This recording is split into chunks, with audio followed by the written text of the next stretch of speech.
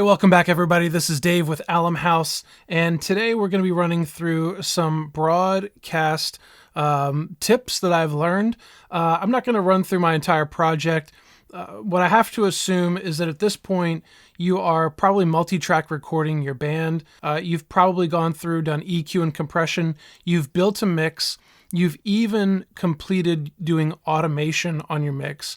And so you have a mix that is functioning pretty good, but you need to get it up to broadcast level. So that's where I'm at on this mix right now. This is actually an example of my Easter service. And so I went ahead and have mixed this. It's been broadcast. It's up on YouTube. But this is what my mix sounds like right here. Let's take a listen. Good God, his name is Jesus.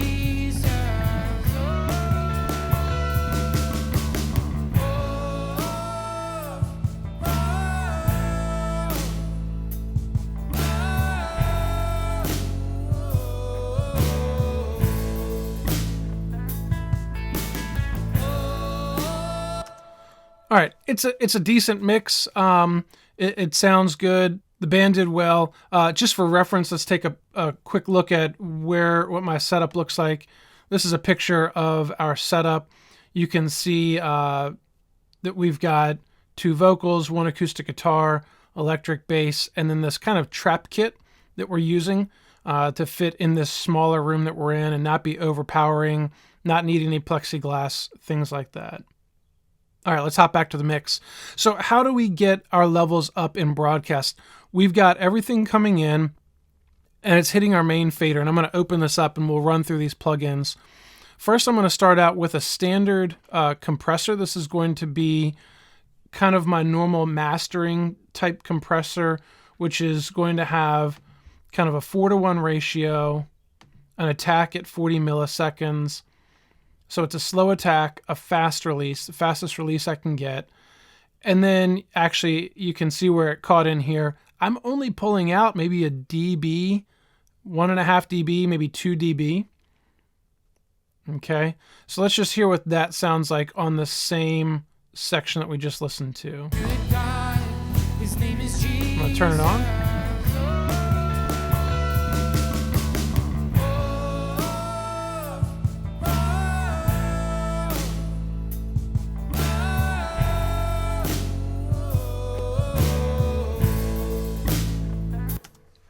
Now it is bringing my level up by 0.5 dB, so you might hear some things get a little brighter when I click it on, but that's not a big deal. The next thing I'm doing is I found out that as I start to raise these levels up, the reverb that I've already got on the mix starts to kind of get diminished as the natural instruments start to get raised up. So I've got some true verb here that I'm running. You could run a basic reverb and adjust the percentages, but you can see here my early reflections are pulled way, way down, and my reverb itself is pulled way down.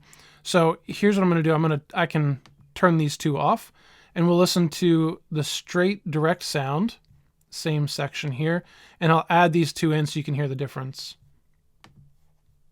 Good God, his name is Jesus.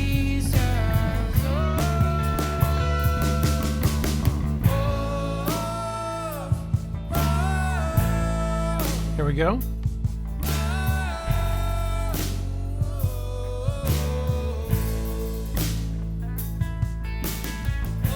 Off.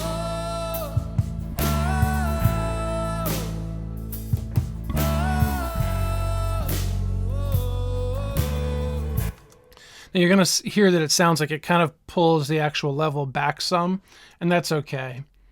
Next one I'm doing is a stereo imager. This is to widen my stereo image. I've gone from 100% to, in this case, 165%. Sounded good. And so if I go back to the same section here, hit play. Good God, his name is Jesus.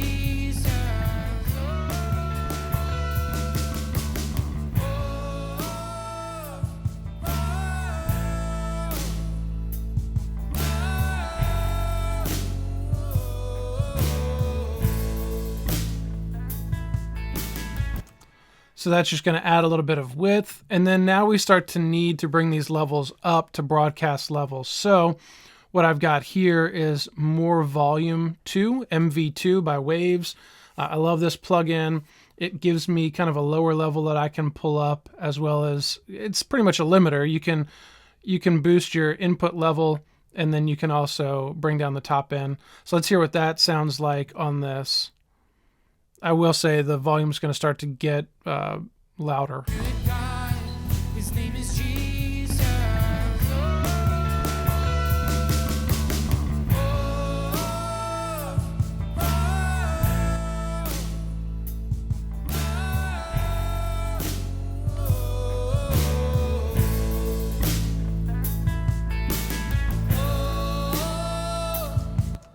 All right, so that's my level right now before it goes into my post.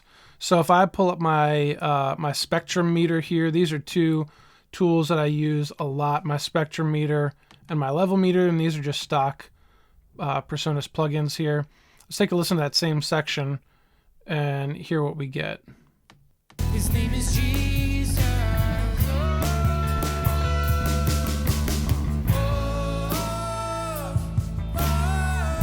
Got a pretty good curve on the left, and my level here, I saw -6. There you go, -5.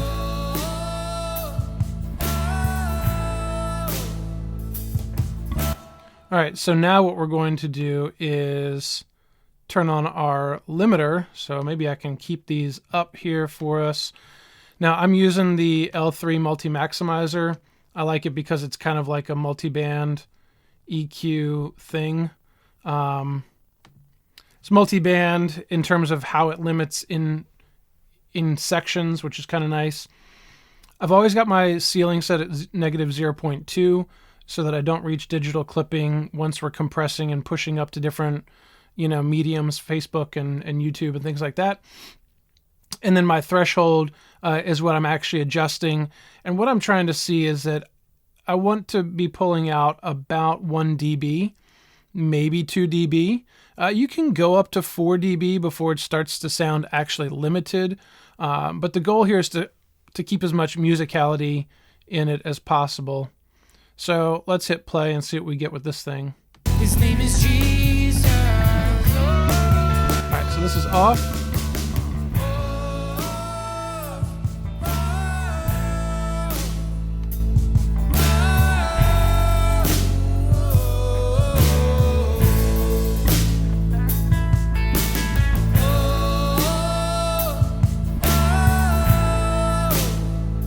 You can see now my levels up here are starting to get up where I want them to be. Pause it there.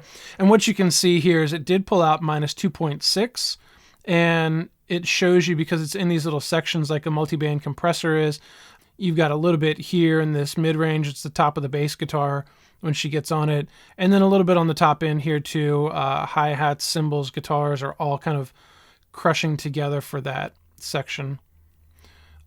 But that's what I'm using right now. So it's mostly, if I close all these, it's mostly this MV2 is helping me get the really soft things at the beginnings of songs, or in the just the down portions of a song, brings those up to level and helps keep the listener engaged through the YouTube experience. It doesn't have such a dynamic contrast that you would have in a live environment. And so we really have to think from a broadcast perspective, what's best for the listener. So what are you using? I'd love to hear what tools you're using. What are some of the problems you're running into with your broadcast mix now that we're kind of all thrown into this environment? Hopefully I can help you out a little bit. Maybe this has helped, and maybe we can talk about some of your other challenges in the next video. So let me know, and we will catch up soon. Thanks so much. Peace.